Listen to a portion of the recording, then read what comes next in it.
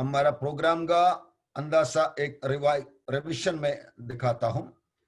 अनादि से अनंतता तक रहने वाला परमेश्वर ने स्वर्गदूतों के लिए बनाया हुआ योजना का जमाना, उसके बाद एदन की बगीचे में आदम हव्वा के लिए अवदम हव्वा को बनाकर मानव जाति को आरंभ किया इधर।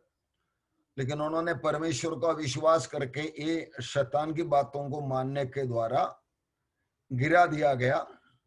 परमेश्वर का प्रेम वायदा किया, औरत का बेटा को मैं भेजूंगा, वो तेरे सिर को कुचल डालेंगे और मेरे लोगों को छुड़ाने वाला करके संदेशा दिया था।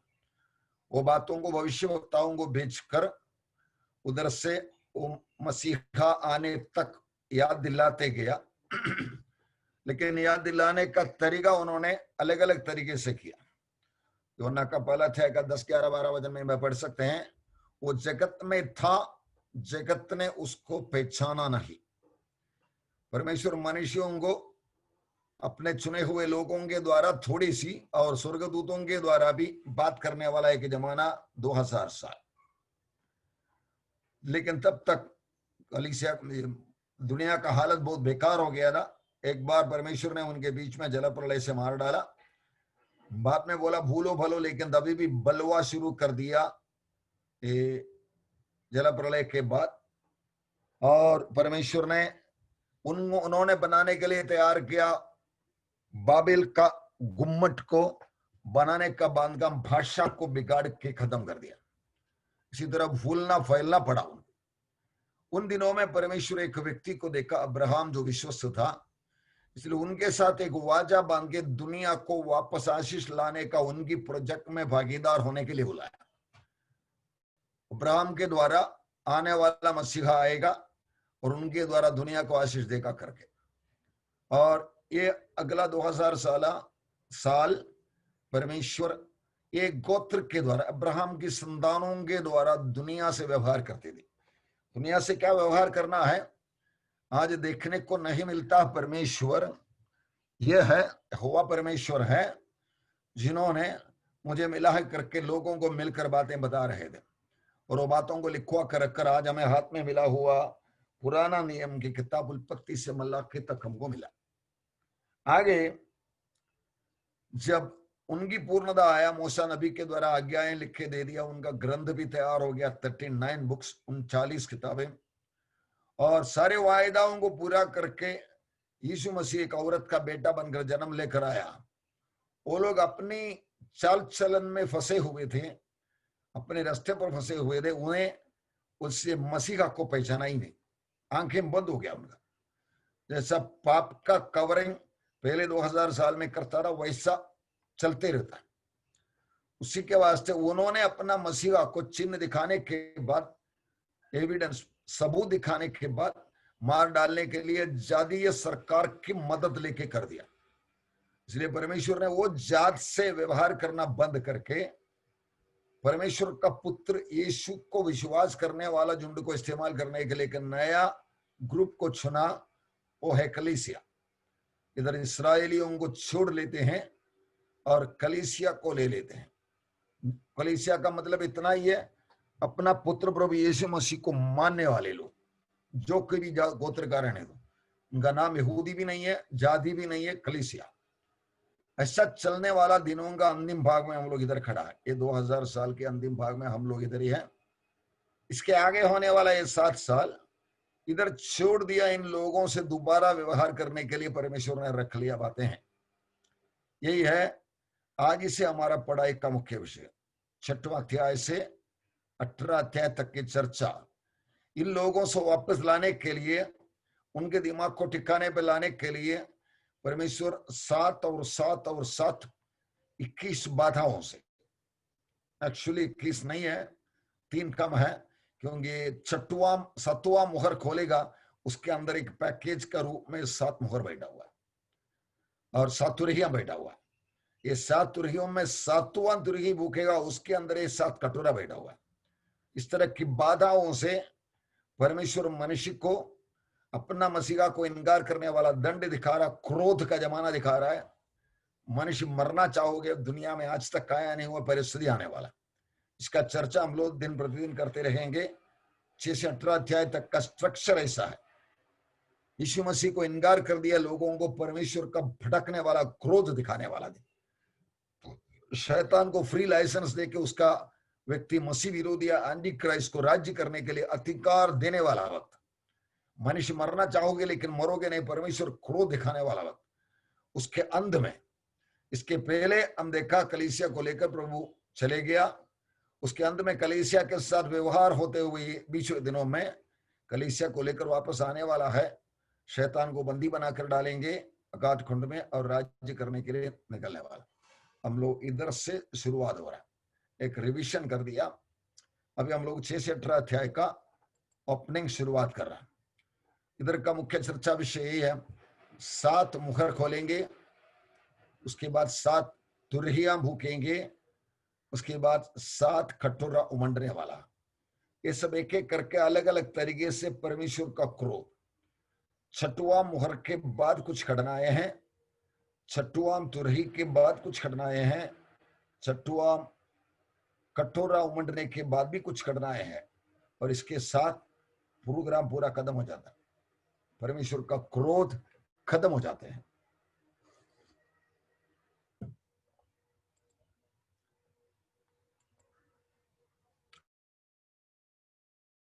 ये हम लोग देख चुके थे। ये कर रहा, उसमें 69 क्रॉस पे पूरा हो गया। वो लोग यहूदी को परमेश्वर ने इनकार कर दिया, इसलिए उनके बारे में बोल दिया, तेरे लोग और तेरे शहर के लिए वो भविष्यवाणी रोका गया, पोस्टपोन किया, और बीच में कलीसिया आ गया। उसके बाद कलीसिया का टाइम खत्म हो जाएगा रैप्चर में, तब इनका 70वां सप्ताह 69 क्रूज पे पूरा हो गया उनके लिए, और उनका 70वां सप्ताह शुरू होने वाला है। ये कब होएगा हमें पता नहीं, जैसा होएगा हमें निकालेंगे, उन्हें बिठाएंगे। ये है परमेश्वर का योजना। ये आने वाला महाक्लेश, जिसको अलग अलग नामों से बाइबल बता रहे हैं, दानियल का 70वां सप्ताह, याकूब का संकट का समय, इसके बारे में बाइबल क्या क्या बताते हैं, कुछ 10 सूचनाएं होंगी जो बाइबल के अंदर से हम लोग देखेंगे। नंबर 1, यिर्मयाह 30 अध्याय में बता रहे हैं, हाय हाय वो दिन क्या ही भारी होगा, उसके समान और कोई दिन नहीं, वो याकूब के संकट का समय होगा। मतलब इसके जैसा तुल्य कोई दिन नहीं होगा। जल प्रलय में भी जब दुनिया को पूरा परमेश्वर ने खत्म कर डाला था, इस तरह की दंड नहीं दिया गया। मनुष्य को अति भयानक तरीके से मर्डर होने के लिए परमेश्वर छोड़ देते हैं। इस तरह आज तक नहीं आया हुआ तरीका, उसके समान और कोई दिन नहीं, आगे नहीं पीछे नहीं। दानियल का 9:27 में हम लोग पढ़ते, वो प्रधान एक सप्ताह, 1 वीक, एक शाबुआ, 7 साल का एक हफ्ता, उसके लिए बहुतों के संत दरवाजा बांधेंगे। उसका सेटिंग अभी हो रहा है। इसराइल बन गया राष्ट्र, यरूशलेम राजधानी करके डोनाल्ड ट्रंप ने डिक्लेयर कर दिया। दुनिया बहुत गुस्से में है, अरब कंट्री और कम्युनिस्ट कंट्री सब मिलकर उनको हमला करने के लिए तैयारी कर रहा है। तभी मसीह विरोधी आएंगे, कलीसिया जाते जाते मसीह विरोधी आएंगे, और मंदिर बनाने के लिए उनके अनुवादित काम शुरू होने वाला है। तब आगे आधे सप्ताह बीतने पर वो मेल बलि और अन्न बलि बंद करेगा। मेल बलि और अन्न बलि शुरू करेगा, बाद में आधे में बंद करेगा, और कंगूरे पर उजाड़ने वाले घृणित वस्तु दिखाई देंगे। ये मसीह विरोधी उसका एक स्टैचू बनाकर अति पवित्र स्थान में रखेंगे। निश्चय ही डनी हुई बातों के समाप्त होने तक परमेश्वर का क्रोध उजाड़ने वाले। लेकिन आखिरी में प्रभु यीशु बादलों पर घोड़े पर बैठ कर आके मुख का शब्द से उसको गिरा देंगे, और दोनों को, मसीह विरोधी और छोटे भविष्यवक्ता को पकड़कर आग की झील में डालेंगे। मलाकी इस तरह बता रहा है, देखो यहोवा का उस बड़े और भयानक दिन के आने से पहले मैं तुम्हारे पास एलिया नबी को भेजूंगा। जैसा 2 नबियों को भेजने वाला है, और उनके बारे में इधर इशारा करके एलिया जैसा काम किया वैसा करने वाला करके बताया। मत्ती का 24:21 में प्रभु यीशु को तो बोला, क्योंकि उस समय ऐसा भारी क्लेश होगा जैसा जगत से आरंभ से अब तक हुआ और न कभी होगा। ये महाक्लेश में हम चल रहा करके सब बोलने वाले लोग हैं, मतलब ये वचन का भविष्य के शास्त्र को पढ़ने वाले लोग, वो लोग इतना इसके अंदर सारा डिटेल जाता है तो महाक्लेश इतना भयानक है। प्रभु ने बोला उसके पहले हुआ नहीं, आगे होगा भी नहीं। मनुष्य मरना चाहोगे उस टाइम में कलीसिया रहने वाला है ही नहीं है। अति भयानक बोलेगा तो पूरा समुद्र लाल होने वाला है, रेड होने वाला, ब्लड होने वाला है, और दुनिया के 1/3 जमीन जल जाने वाला है। 1/3 बोलेगा तो कितना आपको पता है? अंदाज अपनी भारत की एरिया का 13 गुना बड़ा, इतना एरिया जल जाएंगे। अभी आज तक ऐसा हुआ नहीं है, इसलिए ये महाक्लेश इतना भयानक है, उसके बारे में जरा डिटेल पड़ेगा तो ये सब बातें मालूम पड़ेंगे। अति भयानक दिन है, आया नहीं है, आने वाला है। रेवलेशन 6:17 में जो सिंहासन पर बैठा है और मेमने का प्रकोप, क्रोध वगैरह वेड उधर इस्तेमाल किया। गुस्सा और क्रोध में फर्क है। क्रोध पीछे मुड़ने वाला है ही नहीं, गुस्सा ठंडा हो जाता है। मूसा बीच में खड़ा हो गया, परमेश्वर ने गुस्सा छोड़ दिया। योना जाके प्रचार किया, परमेश्वर ने गुस्सा छोड़ दिया। प्रकोप या क्रोध ऐसा नहीं है, वो करेगा ही करेगा। इसलिए ये प्रोफेसी 100% पूरा होने वाला है। ये अपना व्यक्तिगत प्रोफेसी के जैसा भी नहीं है, इसलिए शैतान भी ये घृणा करता है और विश्वासियों को ये पढ़ने में रोके रखता है ताकि वो लोग तैयार न रहे। इसलिए हम जागते रहने की जरूरत है। भयानक दिन आप पहुंचा, अब कौन ठहर सकता है? रेवलेशन 7:40 मैंने भी ऐसे लिख के रखा। मैंने उससे कहा, हे स्वामी तू जानता है, उनसे कहा जो बच के रक्षसाक्षी बनकर आने वाला लोगों के बीच में बातचीत हो रहा है। और उस महाक्लेश, ग्रेट ट्रिबुलेशन, क्लेश अभी भी है। आज कम से कम 21 साल तक लड़ाइयां दुनिया में चलते रहता है, अकाल होते रहता है, लेकिन वो क्लेश और महाक्लेश में जमीन आसमान का फर्क है। महाक्लेश में से निकल कर आए हैं, उन्होंने अपने अपने वस्त्र को मेमने के लहू का धोकर, इसका मतलब वो जमाने में उतार पाना है तो 99% लोगों को सिर कटवाने के लिए, मारने के लिए छोड़ देना भी पड़ेगा, क्योंकि ढूंढ ढूंढ के निकाल के विश्वासियों को मार डालने वाला एक जमाना है। आज उतार पाने के लिए इतना तकलीफ नहीं है, थोड़ा कुछ मारपीट वगैरह होता है, इधर उधर कुछ मर्डर भी हो रहा है, लेकिन आजादी है आज, क्योंकि प्रभु ने रख लिया है जमाना। आगे जोएल की किताब में ऐसे पढ़ते हैं, अंधकार और तिमिर, अंधकार और तिमिर का दिन वो बदली का दिन, परमेश्वर अपना क्रोध दिखाने वाला दिन है। अपने पुत्र प्रभु यीशु मसीह को इनकार कर दिया लोगों को, परमेश्वर अपना क्रोध भड़काने वाला दिन। और अंधियारे का सा फैलता है, जैसे भोर का प्रकाश पहाड़ों पर फैलता है, वैसे ही एक बड़ी और सामर्थी जाति आएगी। प्राचीन काल में वैसे कभी नहीं हुई और ना उसके बाद भी फिर किसी पीढ़ी में होगी। देखो कितनी भविष्यवक्ता लोग पुराने नियम इसके बारे में याद दिलाते थे। अधिकांश इस्राएल इसमें जाने वाला है, इसलिए यहूदियों को यह बात बताया गया और प्रकाशित वाक्य में होने वाली बातें करके हमको भी दिखाया। इससे नबी बता रहा है, देखो यहोवा का वो दिन रोष और क्रोध और निर्दयता के साथ आता है कि वो पृथ्वी के उजाड़ डाले और पापियों को उसमें से नष्ट करे।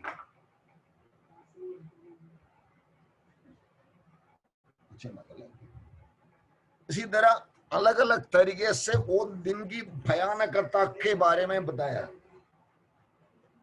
क्योंकि आकाश के तारागण और बड़े बड़े नक्षत्र अपना प्रकाश न देंगे और सूर्य उदय होते होते अंधेरा हो जाएंगे, चंद्रमा अपना प्रकाश नहीं देंगे। देखो ये सब हुआ ही नहीं है, महाक्लेश में आज तक कम गया ही नहीं है।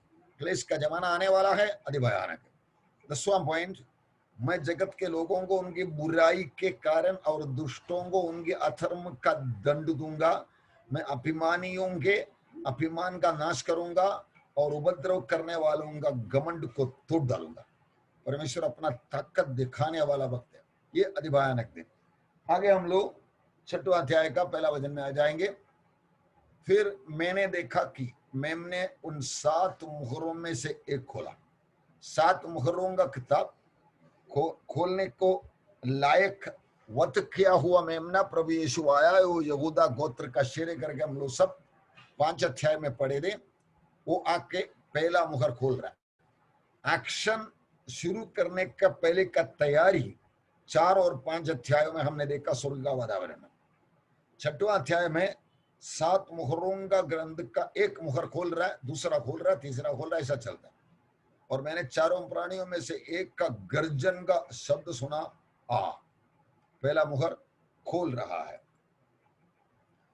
ये 7 मुहरों से बंधा हुआ पुस्तक, उसमें एक एक खोलते वक्त पहले एक सफेद घोड़ा आ रहा है, बाद में एक लाल घोड़ा आ रहा है, बाद में एक काला, बाद में एक पीला या हरा।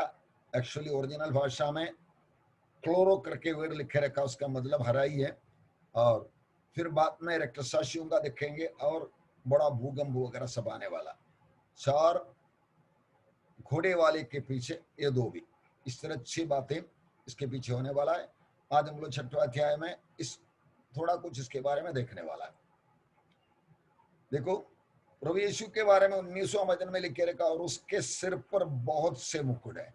प्रभु यीशु नहीं है, ये धनुष हाथ में लेकर एक मुकुट पहनकर सफेद घोड़े पर बैठकर आने वाला छूटे मसीह है, एंटी क्राइस्ट है, मसीह विरोधी है। मालूम है? याद रखो, इधर लिखे रखा, मैंने दृष्टि की दूसरा वचन में, और देखो एक श्वेत घोड़ा और उसकी सवार, ये है मसीह विरोधी। ये दोनों मसीह विरोधी को दर्शाता है। उसमें क्या क्या विशेषता है? नंबर 1, धनुष लिए गए, इसके पास धनुष है, बाण नहीं है। इसका मतलब एक चतुर नेता करके प्रवेश करने वाला। सफेद घोड़ा थोड़े डिटेल में आगे बताऊंगा। और उसे एक मुकुट दिया गया और वो जय करता हुआ निकला, और जय मिलते रहे। इस तरह आगे बढ़ रहा है। मतलब इसको परमेश्वर ने एक वक्त दिया है, अवसर दिया है, अनुमति दिया, इसलिए आ रहा। और शैतान इसकी इंतजार में है, जब कभी आएगा मेरा चांस मिलेगा करके बोल के मसीह विरोधियों को अलग अलग कोने में तैयार करते आते हैं। हिटलर से शुरू हुआ, स्टालिन में था, लेनिन में था, वगैरह सब खत्म करने वाला, अपना मनमानी करने वाला लोगों को डरा के अपने कस्टडी में रखने के लिए दुनिया में वो तैयार ही रहता है। मतलब नॉर्थ कोरिया का किम, ये वगैरह सब उसका एक एक मॉडल है। चाइना का प्रेसिडेंट भी ऐसा। अभी इसके बारे में थोड़ा ज्ञान हम लोग देंगे। यूनाइटेड नेशंस जब इस शांति बनाने के लिए दूसरी वर्ल्ड वॉर के साथ यूनाइटेड नेशन का एक संस्था, शांति बनाने वाला एक संस्था बना था। वो बनाने के टाइम उनको सिंबल दिया था एक सफेद कबूतर का, लेकिन आगे का दिनों में कबूतर को चेंज करके सफेद घोड़ा बनाया। देखो, भविष्यवाणी जब परमेश्वर करता है, उसको पूरा करने के लिए बातें होते ही रहेगा।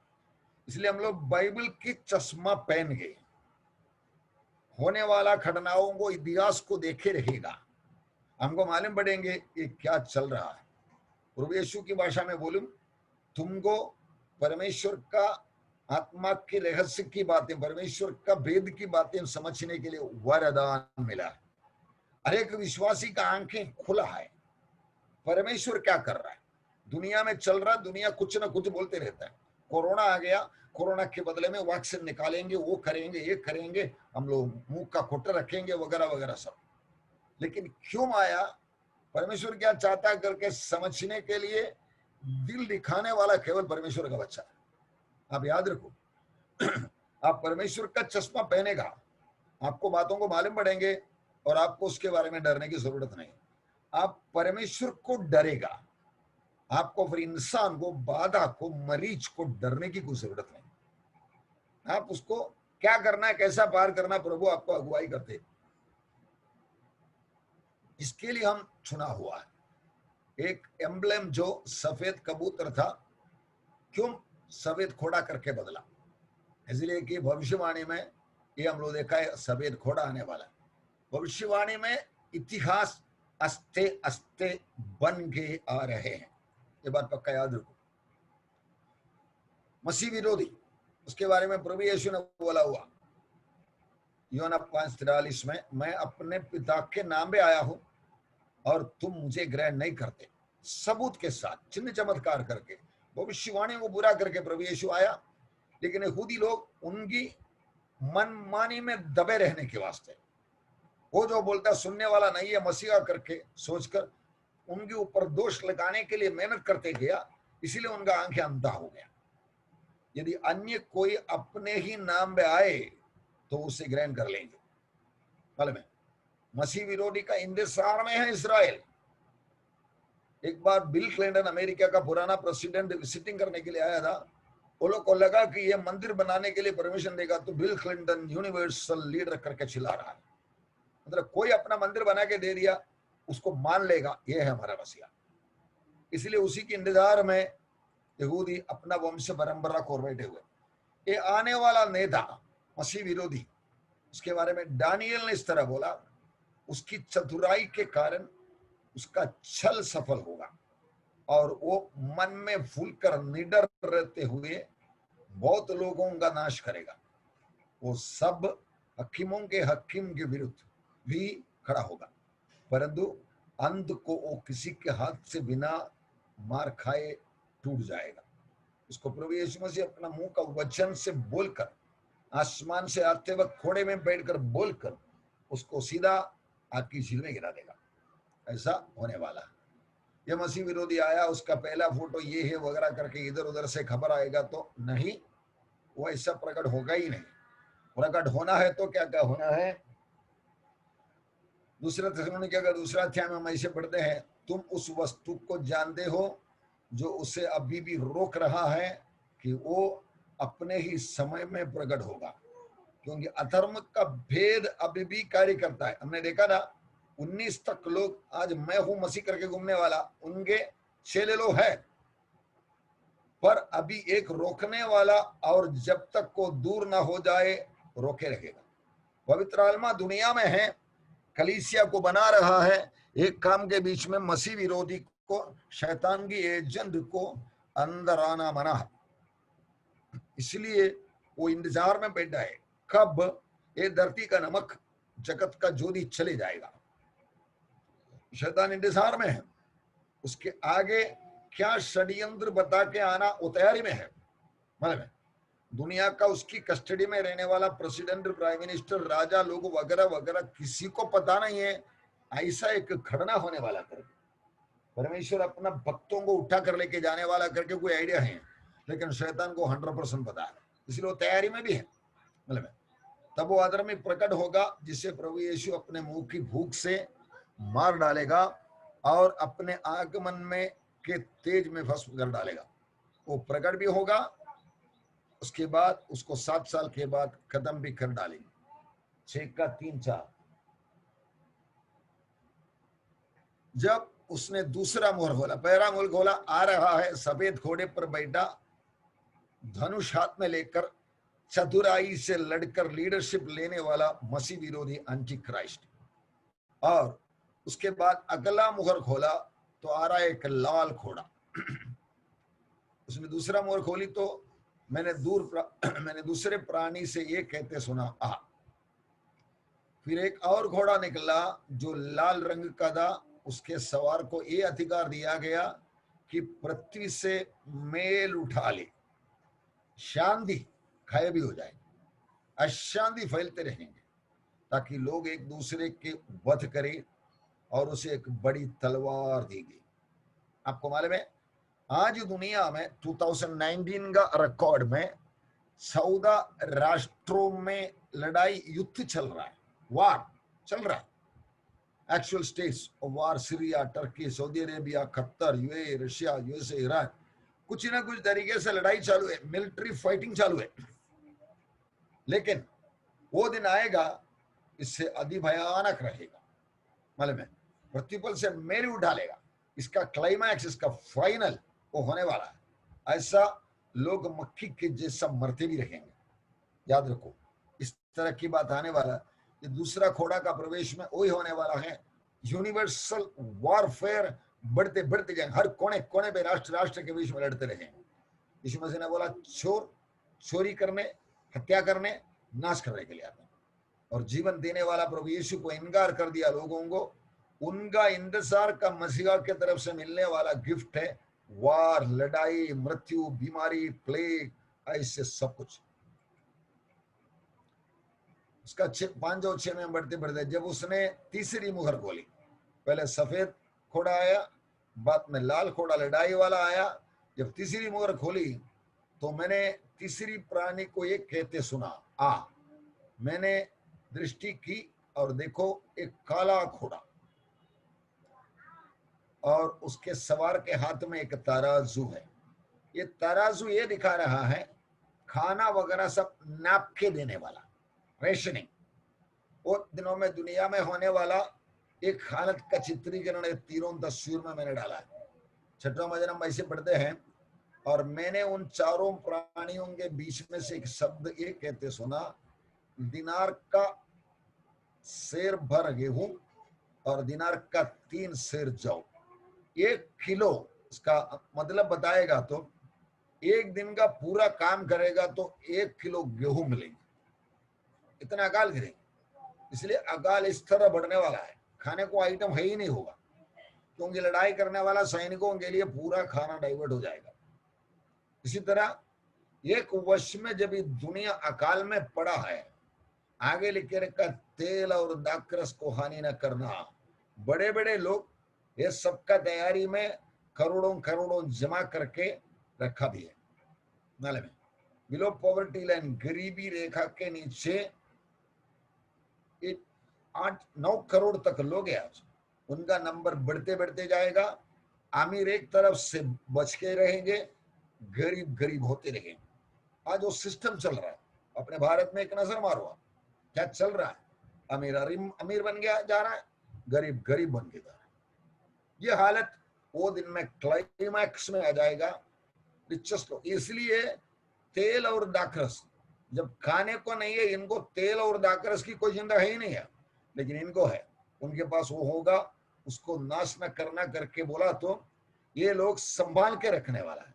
आगे भी कुछ तस्वीरें हम देखेंगे। बहुत कुछ सिक्योरिटी बड़े बड़े लोग बना रहे हैं। चंद्रमा में जाकर रहने का बंदोबस्त कर रहा है, स्पेस में जाकर रहने का बंदोबस्त कर रहा है, करोड़पति लोग। इस तरह के वातावरण वो दिन में होने वाला है।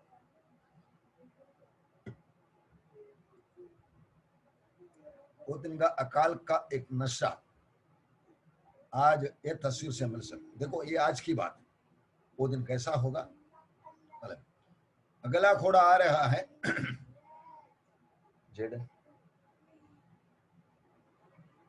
जब उसने 14 मुहर खोली तो मैंने चौथे प्राणी का शब्द कहते सुना, आ। मैंने दृष्टि की और देखो एक पीला सा घोड़ा, और उसके सवार के नाम मृत्यु और अथोलोग उसके पीछे पीछे था। इसका नाम है मृत्यु सवार का, और अथोलोग उसके पीछे पीछे। और उन्हें पृथ्वी की 1/4 पर यह अधिकार दिया कि उसे तलवार, अकाल और मरी और पृथ्वी के वन पशुओं के द्वारा लोगों को मार डाले। 1/4 मतलब 25%, 25%। अभी वो दिन क्या होने वाला है, आज क्या हो रहा है। अभी देखो आज ये महीना शुरुआत तक पूरा कोविड-19 के द्वारा मरा हुआ लोगों का नंबर 8 लाख है, अंदाज 8 लाख। लेकिन वो दिन कितना मरने वाला है जरा अंदाजा करके देखो। दुनिया का 1/4, आज 750 करोड़ लोग दुनिया में है। हम ऐसे सोचेंगे, एक अंदाजा लगाएंगे, इसका 10% रैप्चर में चले जाएंगे तो बचा आगे का जितना बाकी बचा 75 करोड़ चले गया। सो बाकी बचा उसका 1/4। 1/4 बोलेगा तो 170 करोड़ के आसपास, 170 करोड़। इंडिया का पॉपुलेशन 135 है, 135। इसका मतलब क्या होने वाला हो, एक प्लेग के द्वारा शायद कुछ महीनों के अंदर दुनिया भर के कोरोना वायरस 1 साल के अंदर कितना मारा, 8 लाख। ये महीनों के अंदर शायद 6 महीने के अंदर 170 करोड़ लोगों को मार डालेंगे। इसको बोलता है महाक्लेश। याद रखो, हम लोग अंदाजा बोलने वाले हैं, बड़ा बड़ा क्लेश में हम लोग चल रहे हैं, अभी ये वो सब आ गया है करके, नहीं, उसका छाया थक रहा है। याद रखो, ये हकीकत हमें मालूम पड़ा, हम लोग ध्यान रखेंगे। परमेश्वर का चेतावनी भविष्य की बातें क्यों बता रहा है? हम लोग जागने के लिए। इसलिए ध्यानपूर्वक सुनो।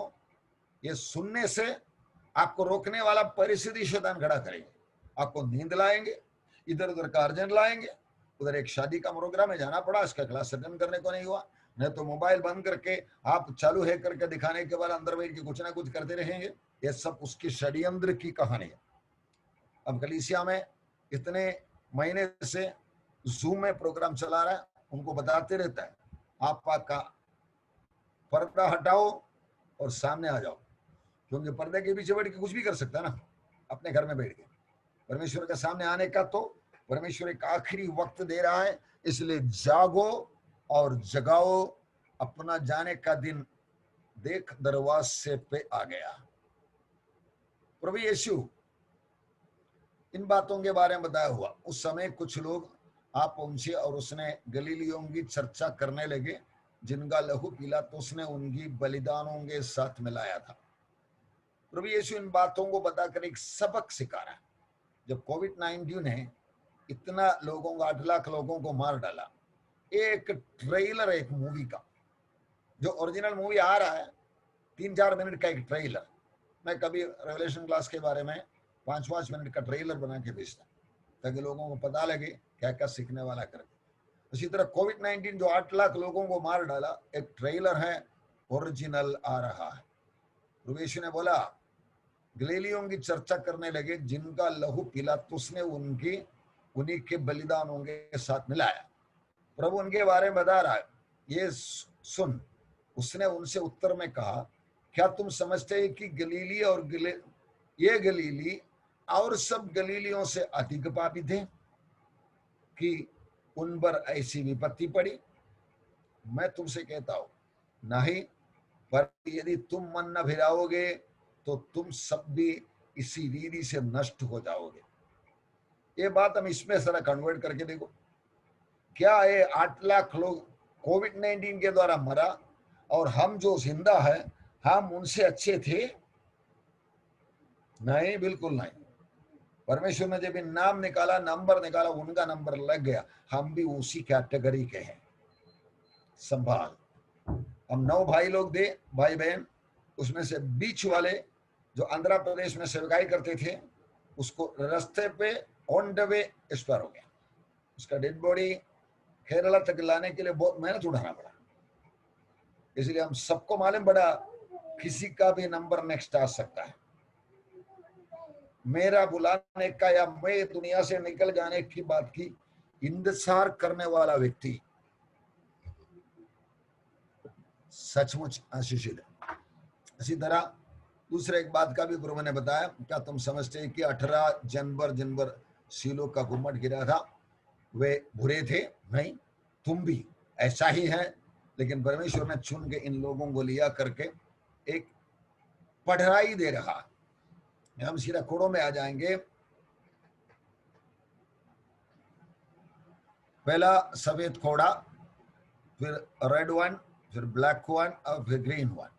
इन लोगों के द्वारा क्या क्या चल रहा हम लोग देख लिया बातें।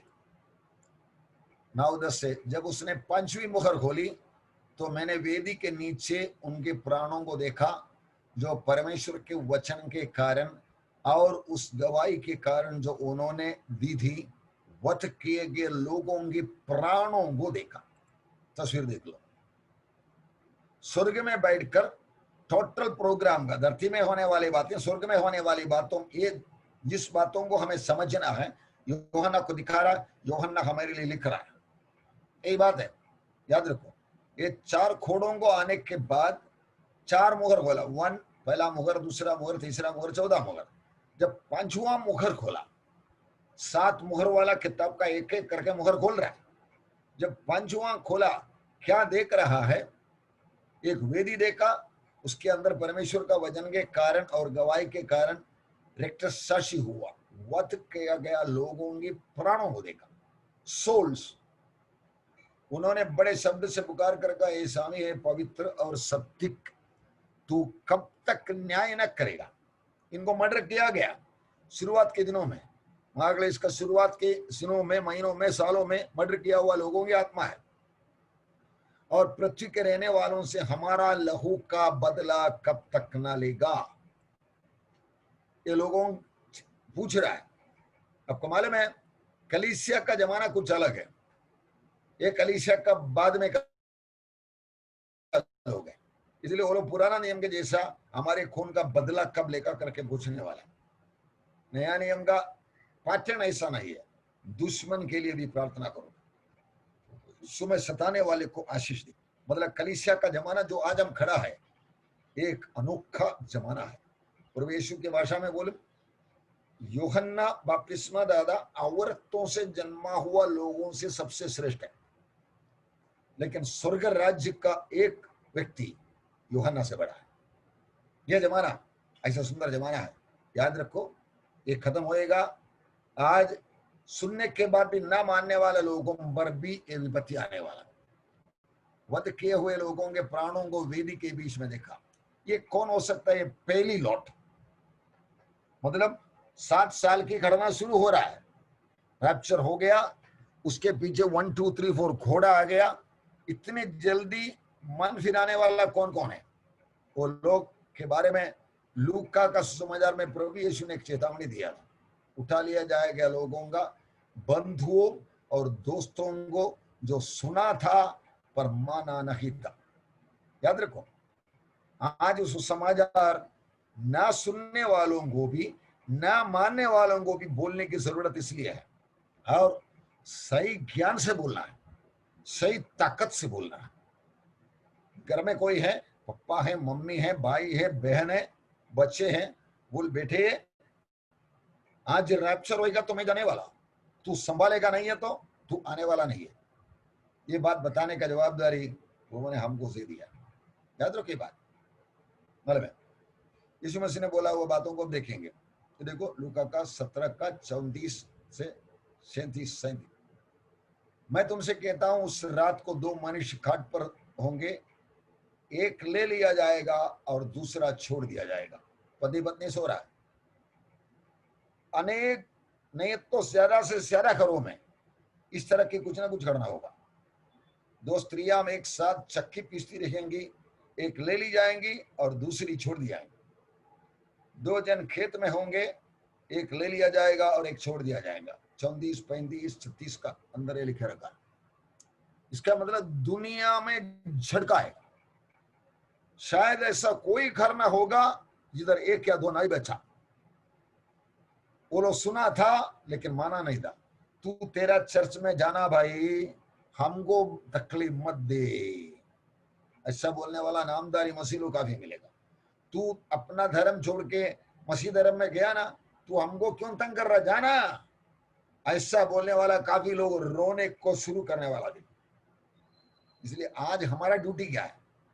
जो सुने या ना सुने, माने या ना माने, उनको बताना है ऐसा एक घटना होने वाला है, और हम जीवित रहते हुए हुआ तो मैं जाने वाला हूं मेरा भाई, मैं जाने वाला हूं मेरा बहन, मैं जाने वाला हूं मेरा पापा।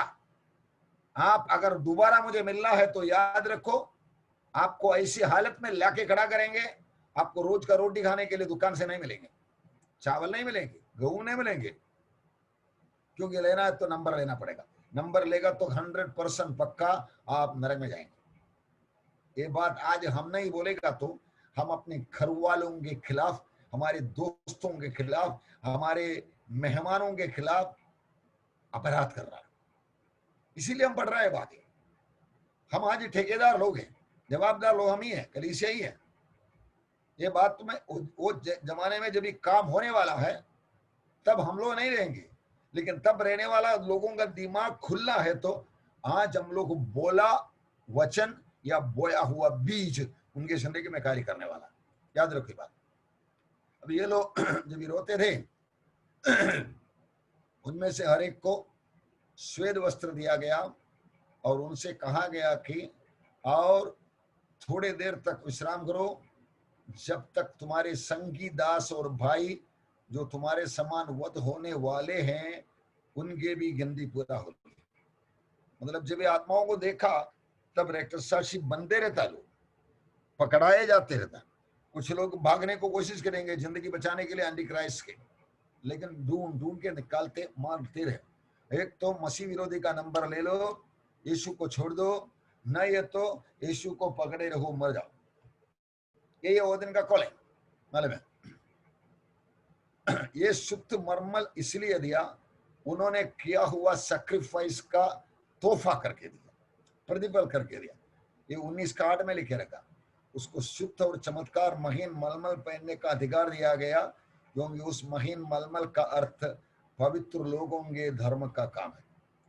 आंधी क्राइस्ट का नंबर लेने को मंजूर नहीं है। मार डालना तो मार डालो करके बोल के किया हुआ कर्म का प्रतिफल की टोकन है ये सफेद कपड़ा। यीशु मसीह ने हमको बचाया, धार्मिकता का वस्त्र में मिला है, लेकिन कामों से मिलने वाला दूसरा कपड़ा है ये श्वेत वस्त्र। आगे जब उसने छठवां मुहर खोली तो मैंने देखा कि एक बड़ा भूकंप हुआ और सूर्य कंबल के समान काला और चंद्रमा लहू का हो गया। याद रखो बात, इस तरह के अति भयानक भूकंप हो गए, सूर्य काला हो जाएंगे, चंद्रमा लहू बन जाएंगे। इस तरह मन की भावना की बाहर की विपत्ति वो दिनों में आने वाला है। आगे 13 वचन में 6वां सील खुलता है। आकाश के तारे पृथ्वी पर से ऐसे गिर पड़े, वैसे बड़ी आंधी से हिलकर अंजीर के पेड़ में से कच्चे फल गिरते हैं। अंजीर का पेड़ के फल गिरने के जैसा मतलब ये तारे करके लिखे रखा है। यूहन्ना जो देखे लिखे रखा, ये देखो इसको शूटिंग स्टार्स बोलते हैं। मतलब आसमान में आज भी दिखाई देगा और एक गिरते भी रहता है। स्पेस में इधर उधर में कोई तारा निकल जाते हैं, लेकिन ये दूर से दिखने वाला है करके हमको इसका साइज कितना है पता नहीं।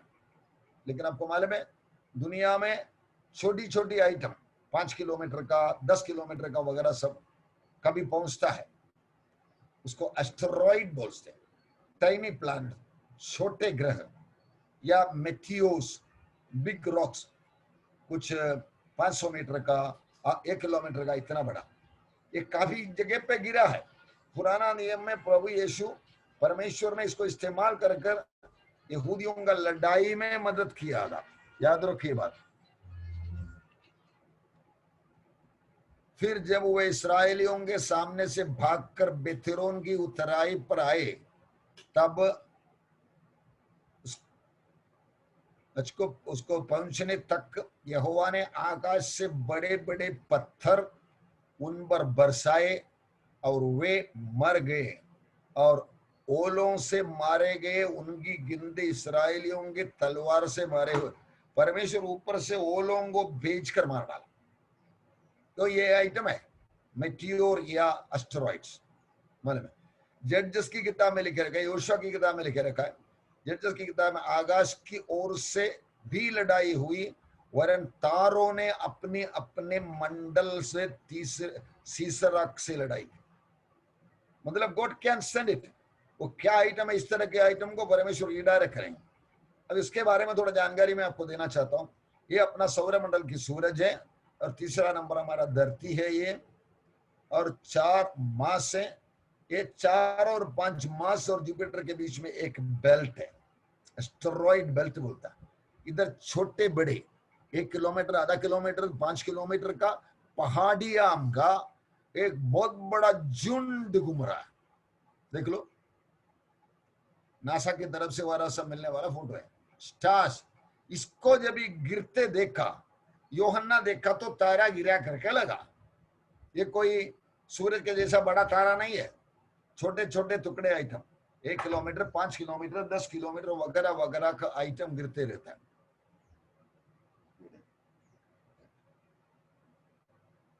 मालूम है, ये पूरा परमेश्वर ने वो दिन धरती पर बारिश गिरने के जैसा भेजने वाला। याद रखिए बात। इसी तरह के आइटम ये ऐसा घूमते ही रहता है।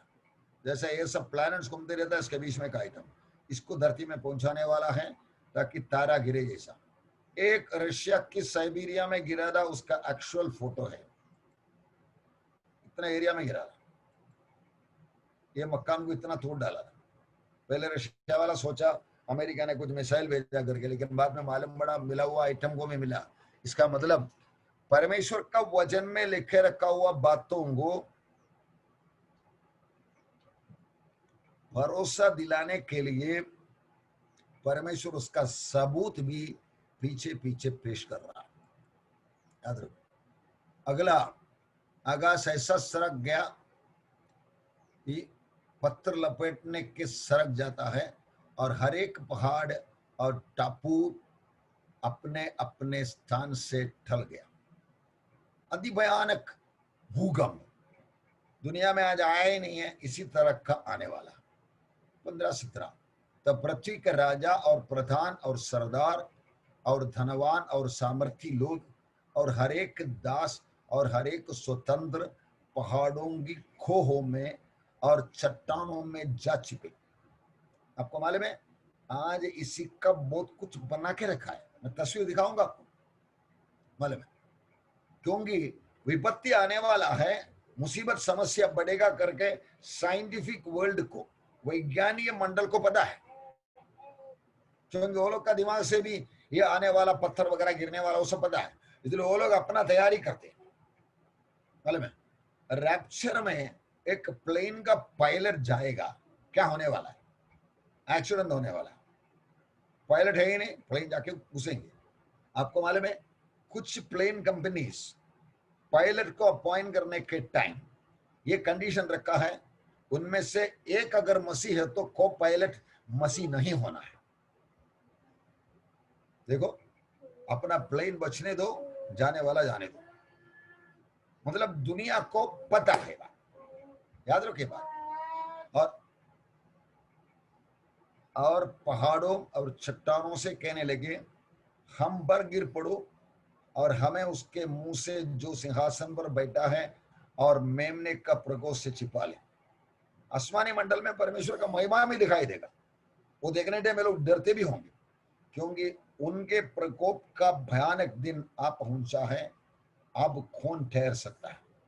इसके बारे में यीशु ने बोला वो बातें देखो, उस समय पहाड़ों से कहने लगेंगे कि हम पर गिरो और टीलों से कि हमें ढांप लो। मूसिया बोलते हैं सामरिया मिट जाएगा, आवेन के ऊंचे स्थान जो इसराइल का पाप है वो नष्ट होंगे, उनकी वेदियां पर छड़बेरी पेड़ और ऊन कटारे उगेंगे और उस समय लोग पहाड़ों से कहने लगेंगे हमको छिपा लो और टीलों से कि हम पर गिर पड़ो। भयानक क्रोध मिलके बचने का कोई उपाय नहीं करके बोल के लोग चिल्लाने वाला दिन, दुनिया का राजा लोग, सरदार और प्रधान और सामर्थी लोग और हर एक दास और हर एक स्वतंत्र पहाड़ों की खोहों में और चट्टानों में छिप जाएंगे और चट्टानों से कहेंगे, कहने लगेंगे हम पर गिर पड़ो और हमें उसके मुंह से सिंहासन जो बैठा है उनके मेमने का प्रभु से परमेश्वर का दर्शन भी दिखाई देगा ताकि लोगों को मालूम पड़े। आज आपको मालूम है होने वाली बातों को जरा देखो, ये गुफाओं के अंदर चिपकने वाला, ये तो कोई लिखा हुआ बातों को ऐसी तस्वीर बनाया, लेकिन अभी ये देखो ये सब अंडरग्राउंड रेसिडेंस, ये मिट्टी का कम से कम 10 फीट नीचे बनाया हुआ उसका कटआउट फोटो है। इस तरह के चैम्बर बना के रखा और इधर से लेकर हवा लेने के लिए एसी सब बना के सेटिंग करने के लिए। आज बड़े शहरों में कई मकानों के जैसा ऊपर 15, 20, 25 मंजिला है, नीचे भी 3-4 मंजिला है, मतलब ऊपर के जैसे वो भी एसी है, इसलिए कोई प्रॉब्लम है ही नहीं। इसी तरह का सिक्योरिटी तैयारी आज दुनिया करके रह रहा है, क्योंकि आने वाला दिनों में हुआ तो हम बचेंगे करके नहीं बचेंगे। इनका अंदर का ऑक्सीजन सप्लाई 1 मिनट के लिए बंद होएगा, खत्म। परमेश्वर के ऊपर कोई चालाकी नहीं चलेगा। लोग बंगस बना कर रखा है, इससे सब कुछ होने वाला नहीं करके प्रभु हमें याद दिला रहा। आए वापस से 6ठवां अध्याय में एक राउंड मारेंगे।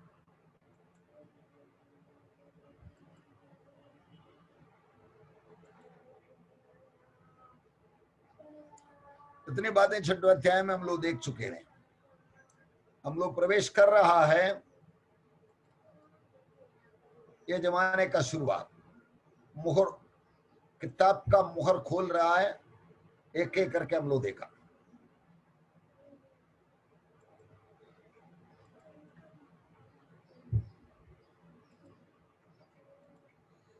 ये 7 मुहरों की बात हम लोग देखा। आपको मैं इसलिए रूपरेखा दिखा रहा हूं क्योंकि ये इसके अंदर का कुछ छोटी छोटी बातों के बारे में कलीसिया के थोड़ा अलग अलग ओपिनियन है। मालूम है वो पहला मुगर क्या था, कब हुआ था। कुछ लोग बोलता है महाक्लेश का थोड़ा अंदर हम लोग आ गया है, ये फलाना खड़ना इसको दिखाते वगैरह सब। ये सब देख के अब चकित होने की जरूरत नहीं है, क्योंकि अंदर की छोटी छोटी बातों को उदाहरण 1,44,000 लोग हम लोग जो 7वां अध्याय में देखने वाला है वो है कौन करके, उसके बारे में कलीसिया में थोड़ा भिन्न भिन्न अभिप्राय है। लेकिन उसके वास्ते टोटल प्रोग्राम का स्ट्रक्चर खड़ना बदलने वाला नहीं है। इसलिए आपको एक रूपरेखा मिलना जरूरी है। मालूम है हम लोग जो ये देखे आ रहा है, ये प्रोग्राम की रूपरेखा है ना, ये वैसे की वैसा बाइबल इन पिक्चर्स संपूर्ण रूपरेखा। ये अंदर बैठेगा, इसके अंदर ये 7 साल में होने वाली बातों का, इधर के अंदर होने वाला ये क्या क्या है करके बोलने में थोड़ा ओपिनियंस निकला। उधर एक घोड़ा आने वाला है, वो घोड़ा नहीं है हेलीकॉप्टर है करके बोलने वाले परमेश्वर के दासों को मैंने देखा है। वो घोड़ा के रूप में रहने दे या हेलीकॉप्टर रहने दे, ये खड़ना होने वाला है।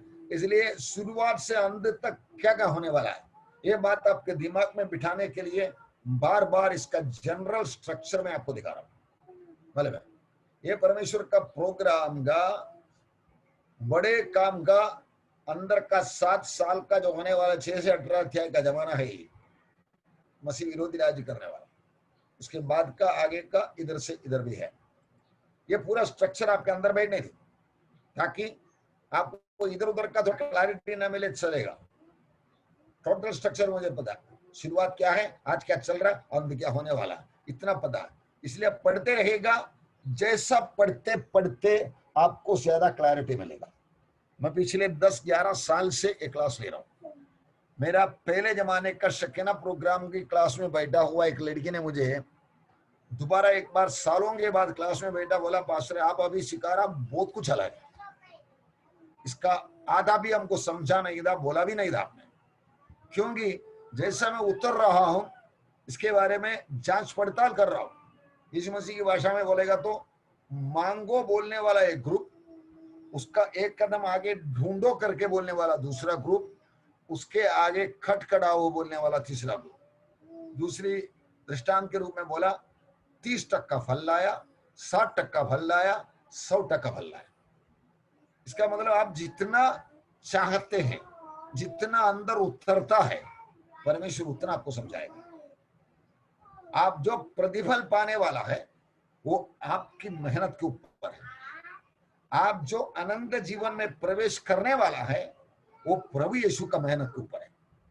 प्रभु यीशु आपको अनंत जीवन का वो जिंदगी में प्रवेश कराया। आप जो पाने वाला है, जो बनने वाला है, आप पियून बन के रहे, झाड़ू पोछा करने वाला बने या कलेक्टर बने, कमिश्नर बने, ऑफिसर बने, जो भी हमको पता नहीं है, हमारी भावना के बाहर क्या आइटम है, बनेगा वो आपके ऊपर है। आप आज क्या कर रहा है, याद रखो हमें पढ़ने का एक मुख्य उद्देश्य ही है, हमारा मरने से पहले जितना समझ लिया, जितनी लोगों को ये बांटना है, हमारे कॉन्टैक्ट में है, उन्हें बताने के लिए हम तैयार होना, ताकि लोग वो सुने। कम से कम नहीं मानेगा तो हम उठा लिया जाने के बाद अगर वो जिंदा है, हम चले भी गए तो तब उनको झटका लगेंगे। मेरा छोटा बेटा ने मुझे बोला था, मेरा मामा ने मुझे बोला था, मेरा भतीजा ने मुझे बोला था, तब काम में आ जाएगा। हम लोग बोया हुआ बीज काम करने के बिना वापस नहीं आएंगे। इसलिए हमको जवाबदार रहने के लिए ये टोटल प्रोग्राम का रूपरेखा, जैसा पहला अध्याय का 19वां में लिखकर, जो तूने देखा है, जो हो रहा है और जो होने वाला है, वो होने वाले का एरिया हम पढ़ रहा है। इसके बारे में हमको एक 100% एश्योरेंस होना है, भरोसा होना है, ताकि उस लेवल से हम बात करें। सिखाने वाला अधिकार के साथ सिखाता। यीशु के बारे में इस्राएल लोगों का सर्टिफिकेट वही था, वो लोग सब जैसे सिखाता वैसा नहीं है प्रभु के सिखाना। इसलिए पत्रोस भी 32 में लिखे रखा है, अधिकार के साथ सिखा। मैं सच इसलिए विश्वास करता हूं, इसीलिए कि जितना मुझे मालूम बड़ा ऐसा है, इस तरफ सिखाते रहेगा, काफी लोग वचन सुन के विश्वास में आने का कारण बनेगा। 7 मुहर की बातें हम लोग आज देख चुके हैं। आगे 7 तुरही आने वाला है, 7 कटोरा उमड़ने वाला है। इस तरह 18 अध्याय का एक एक अध्याय करके हम लोग पढ़ते रहेंगे। हम लोग ये कलीसिया का जमाने का पार करके 70वां सप्ताह में आ चुका है, उसका एंट्री में है हम लोग। मालूम है ये 70 वीक्स प्रोफेसी, 70 सप्ताह का प्रोफेसी, जिसके बारे में दूसरी क्लास में हम लोग काफी टाइम खर्च किया था, वो शुरू होता है इधर 445 बीसी में। 60 सप्ताह और 62 सप्ताह मिलकर 69, 69 सप्ताह यीशु मसीह का क्रूस पर खत्म हो गया। आगे का एक सप्ताह इसलिए कंटिन्यू नहीं हुआ क्योंकि ना यहूदी था ना जेरूसलेम था, इसलिए उनके एब्सेंस है, अभाव से प्रभु ने काम रोके रखा। और अभी वो देखो 1948 में वो लोग वापस आ गया। उनको जब भी प्रभु अंदर आकर के बोलेगा, हमको बोलेगा ऊपर आ जा, उनको अंदर लेने से पहले हमको ऊपर लेगा। चर्च का गाड़ी स्टेशन से निकल जाए, सिग्नल में खड़ा हुआ गाड़ी स्टेशन में आ जाए, पक्का है बात। अनचेंजेबल प्रोग्राम है परमेश्वर का प्रोग्राम। वो इसकी भयानकता के बारे में अलग अलग भविष्य वक्ताओं के द्वारा 10 पॉइंट हमने देखा है ना। और ओपनिंग सेरेमनी पहला सफेद घोड़ा को बता रहा, आजा। सफेद आ गया, चतुराई से आया, लीडरशिप पकड़ लिया, चलो आप डरो मत। वो जो क्रिश्चियन लोग है ना, वो जाने हो, आज मेरे साथ वाजा बांधो, मेरा बन के बैठो, मैं एक चमत्कार दिखाता हूं, मैं तुम्हें मंजिल में पहुंचूंगा, 7 साल का मेरा राज्य स्थापना हो जाएंगे करके झूठ का बाप झूठ बोलकर उनका मुहर डाल के आग की चील के लिए रजिस्टर करने वाला दिन। आज यीशु मसीह पर विश्वास करके उतार पाके बपतिस्मा लेके प्रभु का काम पे लेके आने के लिए प्रभु अपने साथ राज्य करने वाला लोगों को उनको चुन रहा है, रिक्रूट कर रहा है। वो दिन शैतान अपने राज्य के लिए लोगों को बुलाने वाला है, मेरा नाम ले लो, मेरा नंबर ले लो, 666 करके। ये बातें आप जो बाइबल में लिख रहा पढ़ रहा है, आपका दिमाग में जमा करके रखने के लिए नहीं है। इन बातों को आपके भाई बहनों को, दोस्तों को, जिनको मिलने के लिए प्रभु अवसर देता है, उनको बताने के लिए है। इस तरह की भयानक विपत्ति आने वाला करके एक लीडर आ जाएंगे, वो लीडर को सब सलाम मारने वाला, मतलब उसका लिए बंदोबस्त क्या हो रहा है। यीशु मसीह ने क्या भविष्यवाणी किया था, मैं मेरे पिता के नाम पे आया, तुम लोग माना नहीं, एक अपने नाम पे आ जाएंगे, उसको मारने वाला है, पशु बीस्ट। दानियल भविष्यवक्ता ने सालों पहले, सदियों पहले लिखे रखा था, चतुर आदमी मालूम है, भूल कर निडर रहेगा, परमेश्वर के खिलाफ बात करेगा, इसी तरह आया हुआ करके छूटी बात भूल कर, ये सब बाइबल में लिखे रहेगा सब चीजें। मैंने एक व्यक्ति को देखा था जिसके माथे पे 6 लिखा था करके बोल के हमारा विश्वास को उठाने के लिए छोटे छोटे कबर लेकर भी आ जाएंगे। जागते रहना जरूरी है ताकि हम लोग फंस ना जाए। पहला घोड़ा आया, दूसरा काला घोड़ा आया, ये लड़ाई लेकर आया, दूसरा के अकाल लेकर आया, खाना का इतना बनवती, लेकिन बड़े बड़े लोगों को आराम से तेल और दाखरस। आज का हाल, वो दिन का हाल कैसा होगा। फिर आ रहा मृत्यु, दुनिया का 1/3 को मार डाल, 1/4 को मार डालने के लिए। अंदाजा हम लोग हिसाब देखा, 170 करोड़ लोग आज तक कोविड-19 के द्वारा 8 लाख या 10 लाख से ज्यादा मरा है। इसका मतलब ये 8 लाख 170 करोड़ के सामने कुछ भी नहीं है। मतलब इतना क्या है, इतना मरने वाला। ये बात के बारे में प्रभु यीशु हमको सिखा रहा। क्या कुछ लोग हमारा तुम्हारे नंबर आया नहीं इसका मतलब तुम बड़े हैं, अच्छे हैं? नहीं नहीं भाई, मैंने कुछ मॉडल को चुना, उसमें वो लोग का नंबर आ गया। तुम्हारा भी नंबर आ सकता था, लेकिन तुम्हें चुना नहीं मैं। याद रखो, जागो करके विश्व का पत्री में पौलुस बता रहा है, सोने वालों मुर्दों में से जागो, तब मसीह तुम पर चमको। सॉरी, 1 2 3 4 घोड़ा आ रहा है। मृत्यु का नाचना खेलना शुरू हो जाता है। परमेश्वर का क्रोध का जमाना, मतलब इसके बारे में अलग अलग। पांचों मोहर खोलते वक्त मरे हुए लोगों का आत्माओं को देखा। आज सुन के इनकार करने वाला होगा ये पहला लोट, मतलब जो लूका का समाचार में पढ़ते हैं। और ये आइटम्स, ये वाला एक गया, एक गया, एक गया, एक रह गया, एक रह गया, एक रह गया, ऐसे लोग। और वो लोग मांगने वाले बातों को, उनको देने वाला कपड़ा, आगे का क्लेश, तारे के जैसा गिरते हुए अंजीर के पेड़ से फल करने के जैसा। वो आइटम क्या है? इस तरह के शूटिंग स्टार्स, जिसको मेटियोर या एस्टेरॉइड्स बुलाते हैं। इसका लाखों लाखों घूमते रहता है ये सौर मंडल में, आसमानी मंडल में। इसके आइटम इसमें से काफी, शायद लाखों एरिया में डिस्ट्रीब्यूट करके, जैसा बारिश का पानी गिर रहा है या ओस गिर रहा है, वैसा ये आइटम गिरने वाला है। उसका उदाहरण खड़नाई, मतलब इसी तरह के सारी बातें बताया। परमेश्वर का प्रकोप का भयानक दिन। तब बचने के लिए ये लोग चट्टानों को बोलेंगे, पहाड़ों की खोहों में और चट्टानों में जा चिपे करके बाइबल में लिखे रखा है, वो लोग बनाने का तैयारी हुआ। मतलब बाइबल ऐसा एक ग्रंथ है जिसके अंदर परमेश्वर ने जो बोला बातें हमारे आंखों के सामने पूरा होते रहे। बाइबल पढ़ते नहीं रहेगा, आगे आके काफी भविष्यवाणियां पूरा होते मैंने आपको दिखाऊंगा। इसलिए एक किताब को पढ़ाना आप प्लीज छोड़ो मत, मैं आपसे विनती करता हूं। एक भजन पढ़ सुनने के लिए बहुत कम लोग आते हैं। मालूम है, शैतान को पता है ये वजन पड़ेगा, इनके अंदर भी आइडिया आ जाएगा। मालूम है, ये सब होने वाला, बाइबल की बातें कोई कहानी है ही नहीं करके, इसलिए उनके ऊपर डाउट डाल देते हैं। एदन के बगीचे में अपने माँ को क्या शक बनाया था?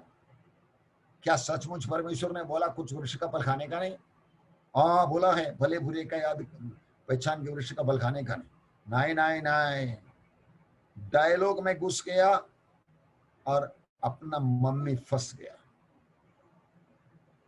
याद रखो, रोमन का 10:17 में बोलते हैं, विश्वास सुनने से, सुनना मसीह का वचन के द्वारा आता है। अविश्वास कैसे आता है? विश्वास परमेश्वर का वचन सुनने के द्वारा आता है, तो अविश्वास कैसे आता है? अविश्वास परमेश्वर का वचन को छोड़कर और कुछ बातों को सुनने में अविश्वास आता है। साइंस ने ऐसा बोला, पेपर में ऐसा बोला, वो संत ने ऐसा बोला, ये साइंटिस्ट ने ऐसा बोला, ये सुनेगा तो परमेश्वर का ऊपर का विश्वास आ जाएगा। याद रखो, आप डिग्री डिप्लोमा पढ़ा हुआ लोग, इंजीनियर डॉक्टर वगैरह वगैरह है, तो आप उसी के ऊपर भरोसा मत रखो। वो आपको रोज का रोटी के लिए प्रभु ने बना के दे दिया कारण। मैं खुद इंजीनियर था, 19 साल काम किया। मालूम है, आज मेरा प्रोफेशन चेंज किया, ये वजन की बातें कर रहा है, उसी लेवल से कर रहा है, ईमानदारी से कर रहा है। इस तरह आप करते रहेगा, आपको इन वचनों से बराबर चेतावनी मिलेगी। आप इन वचनों के द्वारा तैयार हो जाएंगे, आप इन वचनों के द्वारा जोश में आ जाएंगे, ताकि आप लोगों को बताने में बिल्कुल रुकेंगे नहीं। आपको खेतीबाड़ी होगा, बिजनेस होगा, वो सब नंबर 2 प्रायोरिटी का है। नंबर 1 प्रायोरिटी अपना कलीसिया का सुनीता करके एक बहन की गवाही बोलकर मैं टॉपिक आज बंद कर देता हूं। वो बहन अजीब सी बीमारी का, टीबी बीमारी का है, उसका पति ने लाके दे दिया। लेकिन बहन ने निश्चय किया, जैसा प्रभु ने आया प्रभु ने उसको चंगाई किया, तंदुरुस्ती दे रहा, कमजोरी है, कुछ दवा भी खा रहा है, लेकिन वो छोड़ता ही नहीं। वो बोला पास्टर जी मैं बर्तन मांजने के लिए घर में काम करने के लिए जा रहा हूँ, लेकिन 3 बजे के बाद कुछ 2-3 घंटा में वो काम करेगा ही नहीं। क्यों? मुझे प्रभु के बारे में 2 लोगों को बताने के लिए मेरा वक्त अलग रखना है। एकदम गरीबी में पति आज भी दारू पीता है, दारू पी के 2 बार, शराब पी के 2 बार मोटरसाइकिल से गिरा था, सिक्योरिटी का काम करता है, 3 बच्चे हैं, लेकिन एक बहन की विश्वास इतना मजबूत है, मारामारी करके उसका दांत भी थोड़ा, लेकिन वो मजबूत खड़ा होता।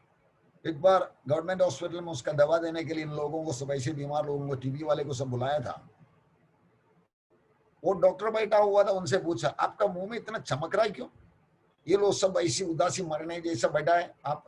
बोला मैं कुछ ट्रैक लाया है, आपको दे दूं? इनको दे दो ना, क्योंकि डॉक्टर साहब आपका दवा ने मुझे चंगा नहीं किया, मेरा प्रभु यीशु ने चंगा कर दिया।